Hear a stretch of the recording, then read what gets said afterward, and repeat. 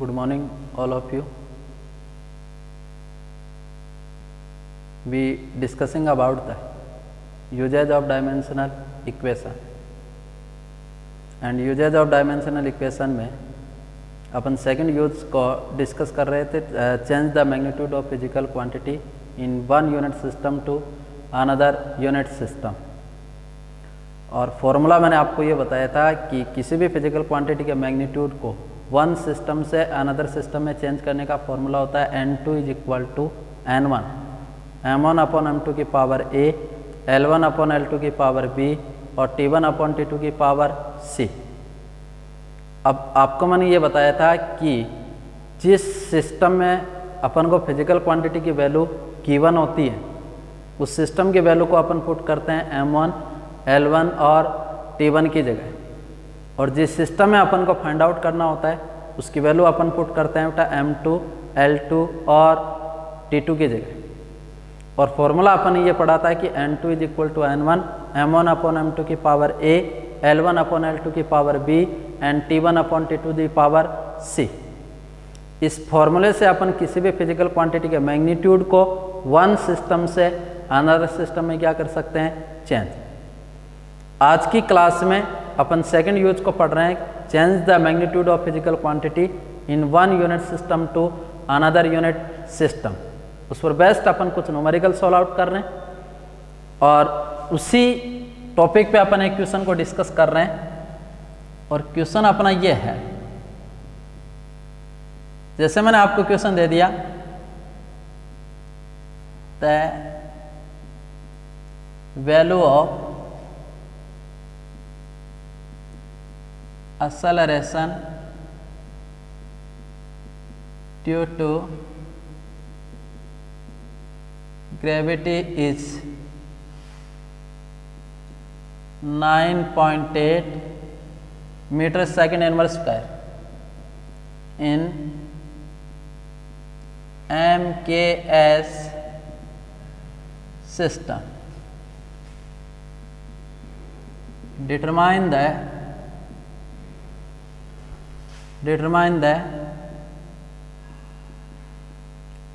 value of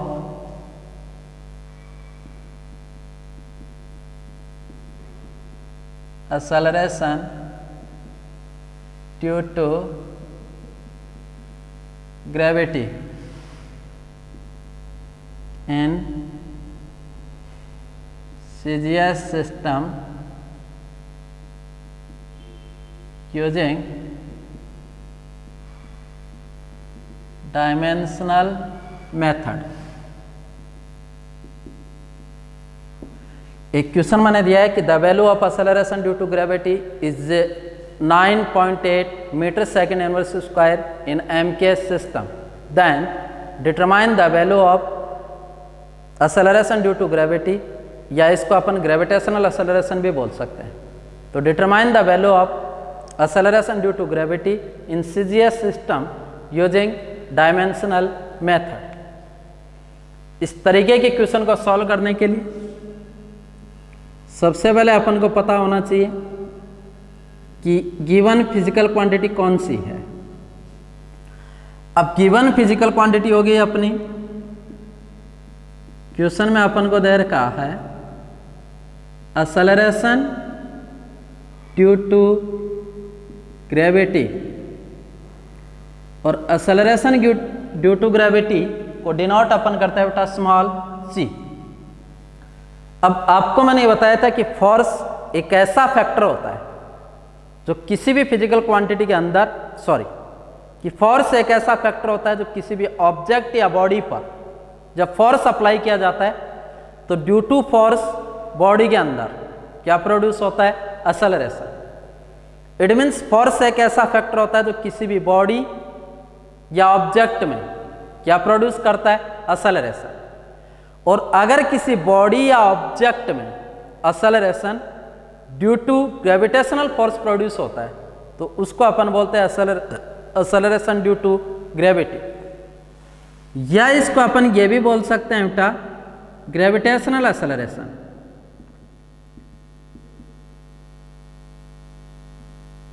gravitational acceleration, और इसको denote किया जाता है बेटा small c। What is the dimension of gravitational acceleration?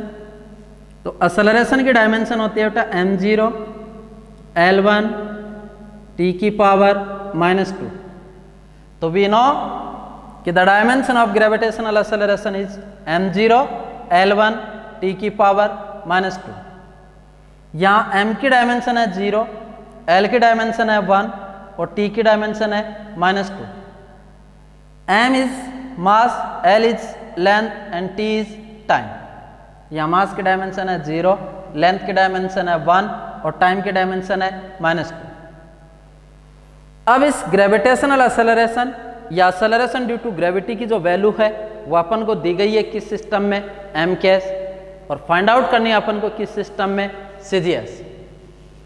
तो ग्रेविटेशनल एक्सेलरेशन या एक्सेलरेशन ड्यू टू ग्रेविटेशन की वैल्यू अपन को दी गई है m केस सिस्टम में, और फाइंड आउट करना है उसको किस सिस्टम में, CGS।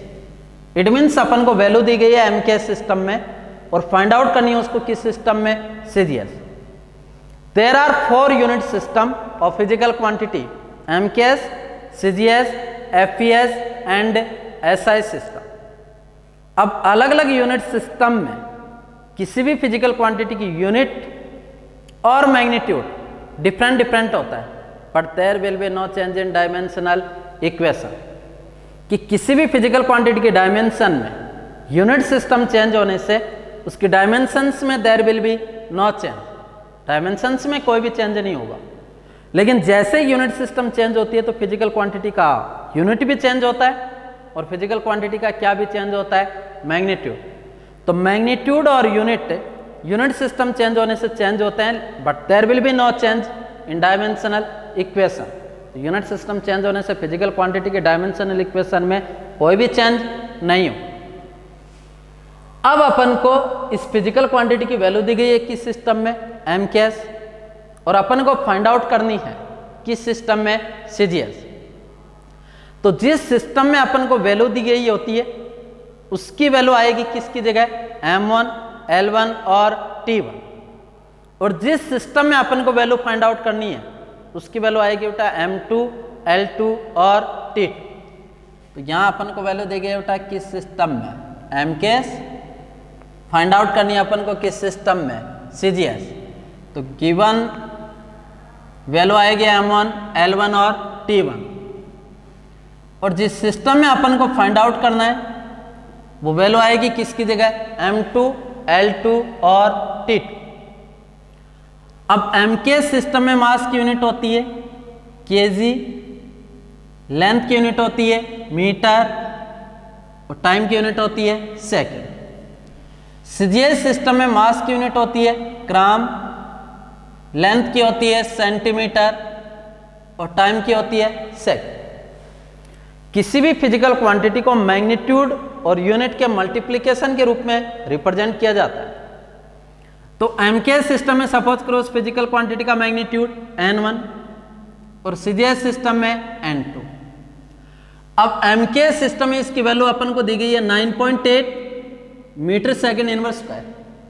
तो ये वाली तो इसकी यूनिट है, लेकिन ये वाला इस फिजिकल क्वांटिटी का मैग्नीट्यूड, तो m के सिस्टम में उसका मैग्नीट्यूड दिया गया बेटा 9.8, और CGS सिस्टम में अपन को इसकी वैल्यू फाइंड आउट कर। अब CGS सिस्टम में फाइंड आउट करनी है तो n2 की वैल्यू फाइंड आउट करने का फॉर्मूला अपन ने डिराइव किया था, n2 is equal to n1 into m1 upon m2 की power a, L1 upon L2 की power b, and T1 upon T2 की पावर c।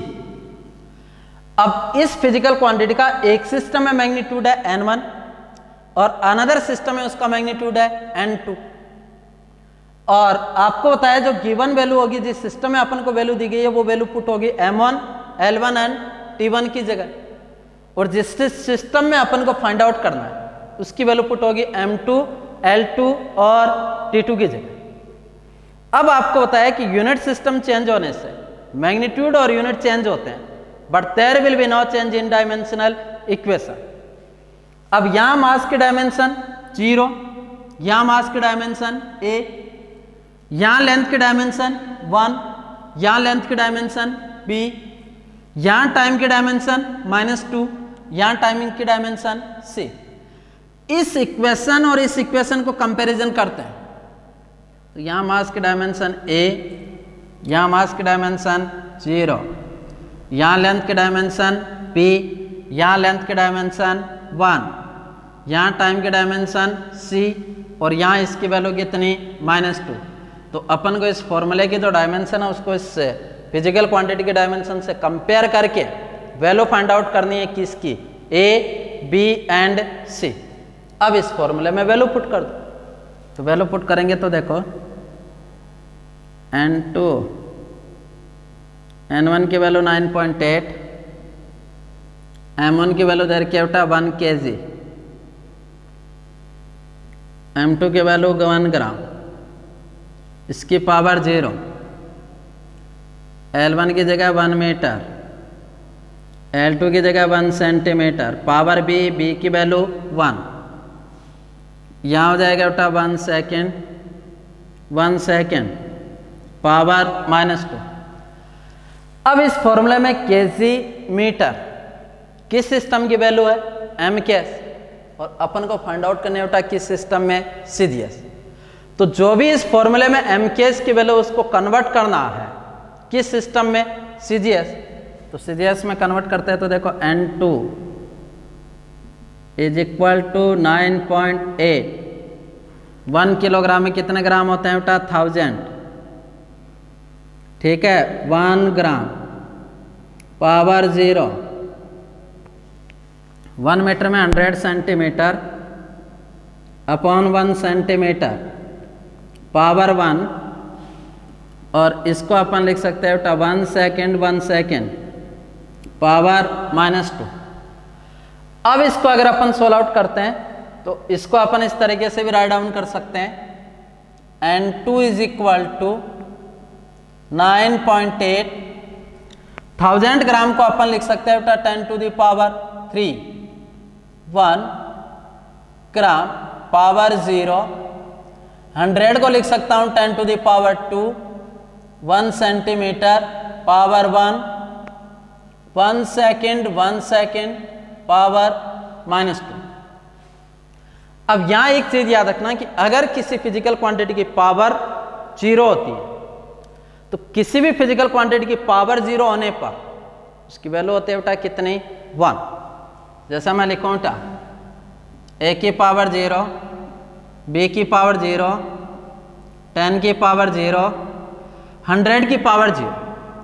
अगर किसी भी क्वांटिटी की पावर 0 होती है तो उसकी वैल्यू कितनी होती है, 1।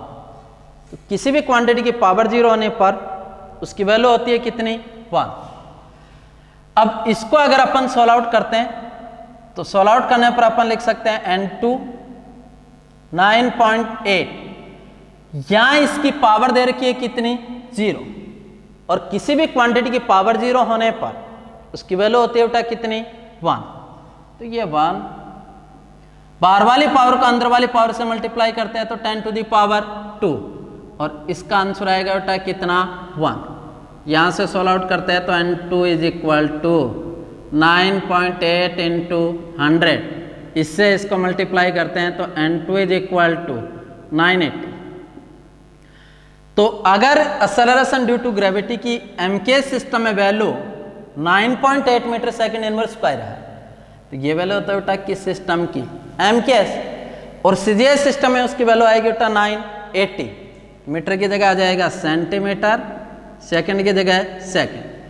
तो एक्सेलरेशन ड्यू टू ग्रेविटी की अगर MKS सिस्टम में वैल्यू 9.8 मीटर सेकेंड इनवर्स स्क्वायर है तो CGS सिस्टम में उसकी वैल्यू कितनी होगी बेटा, 980 सेंटीमीटर सेकेंड इनवर्स स्क्वायर।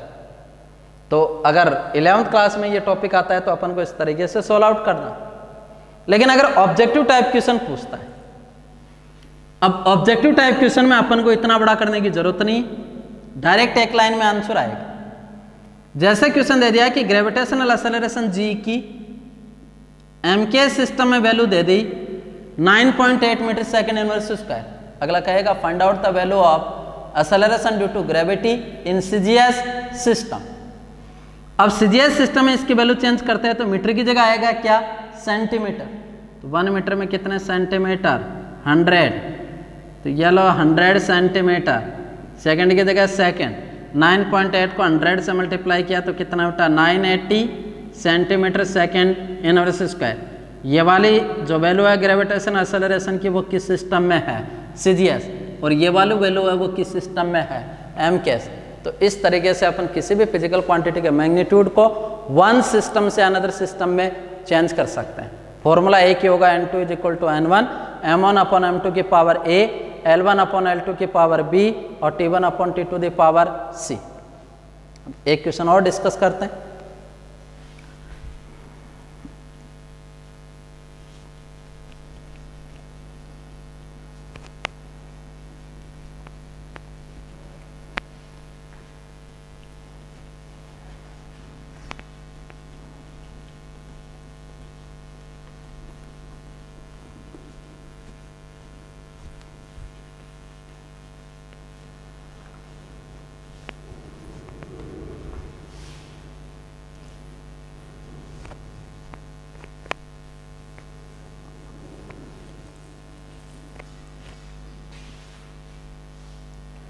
एक क्वेश्चन अपन और डिस्कस करते हैं, लेट्स सी। जैसे क्वेश्चन मैंने दे दिया,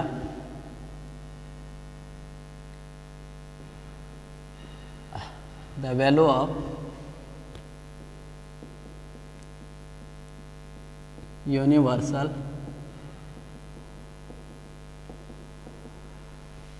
gravitational constant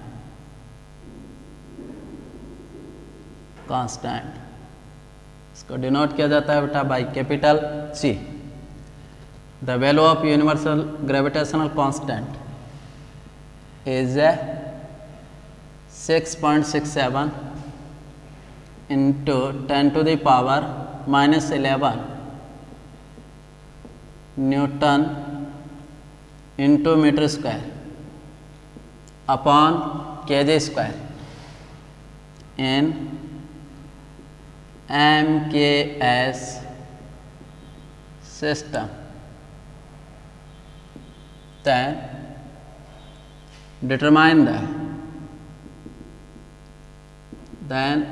determine the value of universal gravitational constant, determine the value of universal gravitational constant in CGS system using dimensional method। Question दे दिया बेटा, the value of universal gravitational constant is 6.67 into 10⁻⁻11 newton into metre square upon kg square. Then determine the value of universal gravitational constant in CGS system using dimensional method. तो वैल्यू अपन को given है बेटा किस सिस्टम में, MKS. Value अपन को फाइंड आउट करनी है किस सिस्टम में, सीजीएस। सेम मेथड होगा। अब इस तरीके के जो क्वेश्चन आते हैं सबसे पहले अपन को पता होना चाहिए कि गिवन फिजिकल क्वांटिटी क्या है। तो इस क्वेश्चन में अपन को फिजिकल क्वांटिटी दी गई है क्या, यूनिवर्सल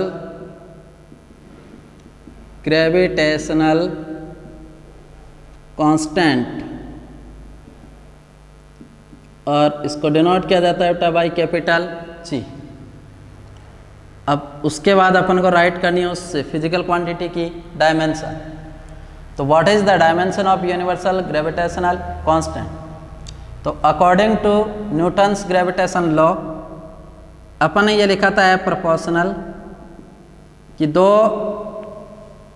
मास ऑब्जेक्ट के बीच में लगने वाला ग्रेविटेशनल फोर्स होता है वो दोनों मास ऑब्जेक्ट के मास के मल्टीप्लेक्शन के डायरेक्टली प्रोपोर्शनल, और दोनों मास ऑब्जेक्ट के सेंटर के डिस्टेंस के स्क्वायर के कैसा प्रोपोर्शनल होता है, इनवर्सली। कोई भी सिंबल खोलते हैं तो अपन एक कांस्टेंट लगाते हैं, F is equal to G m1 m2 upon r square. यह g is the proportional constant which is called universal gravitational constant. तो यहाँ से g का फॉर्मूला हो जाएगा F into R square upon m1 into m2। तो यहाँ से अपन को होता है कि according to Newton's gravitation law इसका फॉर्मूला होता है F into R square upon m1 into m2। F force है, R डिस्टेंस है, m1 and m2 is the mass. तो what is the dimension of force, m1 L1 t-2। Distance की denote करते हैं अपन L से, R स्क्वायर है तो L की power 2, and m1 m2 is the mass, इसकी डायमेंशन हो गया बेटा m2। L1 और L2 जिनका बेस सेम होता है उनकी पावर ऐड, तो L की पावर 1, L की पावर 2, देन L की पावर 3। तो जी m1 L3 t की पावर -2 अपॉन m2। m2 ऊपर जाएगी, पावर किसकी होगी, माइनस, तो इसकी डायमेंशन आ गई m की पावर -2, m की पावर 1, m की पावर -1, L3 t की पावर -2। तो what is the dimension of universal gravitational constant, m-1 L3 t की पावर -2। अब इस यूनिवर्सल ग्रेविटेशनल कांस्टेंट की जो वैल्यू अपन को गिवन है वो किस सिस्टम में है, MKS, और अगला कह रहा है उस वैल्यू को फाइंड आउट करो किस सिस्टम में, CGS। अब जिस सिस्टम में वैल्यू दी गई होती है उसकी वैल्यू पुट होगी m1 L1 और t1। जिस सिस्टम में फाइंड आउट करना उसकी वैल्यू आएगी m2 L2 एंड t2। अब MKS सिस्टम में मास की यूनिट kg, लेंथ की मीटर, टाइम की सेट। CGS सिस्टम में मास की यूनिट ग्राम, लेंथ की सेंटीमीटर, टाइम की सेट। n1 की वैल्यू दी गई है, n2 की वैल्यू अपन को फाइंड आउट करनी है। तो n1 की वैल्यू दी गई है बेटा 6.67 into 10 to the power -11, 6.67 into 10 to the power -11। n2 की वैल्यू फाइंड आउट करनी है तो इसका फॉर्मूला अपन सबको पता है, n2 is equal to n1 into m1 upon m2 की power a, L1 upon L2 की power p, and t1 upon t2 की पावर c। अब आप सबको बताया कि यूनिट सिस्टम चेंज होने से there will be no change in dimensional equation of physical quantity. चाहे MKS सिस्टम में हो चाहे CGS सिस्टम में हो, दोनों सिस्टम में फिजिकल क्वांटिटी की डायमेंशन सेम। अब n2 वैल्यू है वो किस सिस्टम में, CGS। अलग अलग यूनिट सिस्टम में मैग्नीट्यूड और यूनिट डिफरेंट होते हैं, but there will be no change in dimensional equation. अब इस इक्वेशन और इस इक्वेशन की अगर अपन कंपैरिजन करते हैं तो यहाँ मास की डायमेंशन a, यहाँ मास की डायमेंशन -1, यहाँ लेंथ की डायमेंशन b, यहाँ लेंथ की डायमेंशन 3, यहाँ टाइम की डायमेंशन c, यहाँ टाइम की डायमेंशन -2। आप सबको होता है there will be no change in dimensional equation. जब किसी भी फिजिकल क्वांटिटी की यूनिट सिस्टम चेंज होती है तो उसकी डायमेंशनल इक्वेशन में there will be no change, dimensional equation में कोई भी चेंज नहीं। अब इस फॉर्मूले में सबकी वैल्यू पुट कर दो, तो वैल्यू पुट करते हैं तो n2, n1 की जगह 6.67 into 10 to the power -11, m1 की जगह 1 kg, m2 की जगह 1 ग्राम, पावर a की वैल्यू -1, L1 की power 1 metre, L2 1 centimetre, power b की value 3, 1 second, 1 second, power c की वैल्यू -2। अब अपन को वैल्यू दी गई है किस सिस्टम में, एम के एस, चेंज करना है किस में, सी जी एस। तो एम के एस की जो भी वैल्यू उसको चेंज कर दो बेटा किस सिस्टम में, सी जी एस। तो 6.67 इंटू 10⁻⁻11 इंटू 1 kg में 1000 ग्राम, 10⁻3 1 ग्राम पावर -1, 1 मीटर में कितने सेंटीमीटर, 100 को लिख सकते हैं 10⁻², 1 सेंटीमीटर पावर 3, 1 सेकेंड पावर -2। इसको अगर अपन सोल्व आउट करते हैं तो वैल्यू आएगी बेटा n2 6.67 into 10⁻11 into 10⁻3 power -1 into 10⁻2 power 3 और 1 पावर -2। अब आप सबको होता है बाहर वाली पावर होती है या आउटर पावर होती है, वो इनर पावर से मल्टीप्लाई होती है। तो यहाँ पावर 3 को -1 से मल्टीप्लाई किया -1, 2 को 3 से मल्टीप्लाई किया 6। तो इसको अगर अपन सोल्व आउट करते हैं तो बेटा n2 is equal to 6.67 into 10⁻11। बाहर वाली पावर होती है वो अंदर वाली पावर से मल्टीप्लाई होती है, 3 को -1 से मल्टीप्लाई किया 10⁻³ इंटू 2 को 3 से मल्टीप्लाई किया 10⁻6 और इसकी वैल्यू अपन सबको होता है बेटा कितनी आएगी 1।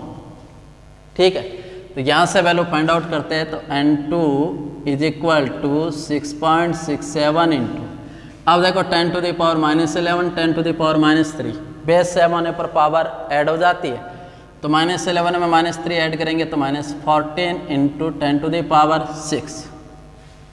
जिन फिजिकल क्वांटिटी का बेस सेम उनकी पावर ऐड, -14 में 6 ऐड किया तो -8, तो n2 की वैल्यू आ जाएगी बेटा n2 is equal to 6.67 into 10⁻8।